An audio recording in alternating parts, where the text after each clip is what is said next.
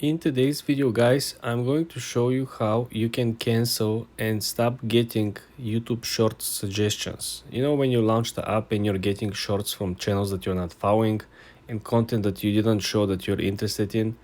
In this video, guys, I'm going to show you how you can cancel this. Let's launch the YouTube app first. As you can see over here, we're having a couple of shorts that are recommended on the upper side, right? This is the feed. So now what you want to do, if you don't like the content and if you're not interested in the channel, all you gotta do is to click on the three dots in the upper right corner of the short, each one of them, and then simply click not interested. Okay, then you want to go on the next one and also click not interested. This is very important to do or to be done simply because if you're not interested, they're gonna keep pushing the content that you're not interested, and this is not good for you and it's not good for YouTube either. Remember, their goal is to make you watch ads, so just watch videos that you're interested and watch ads of videos that you're interested.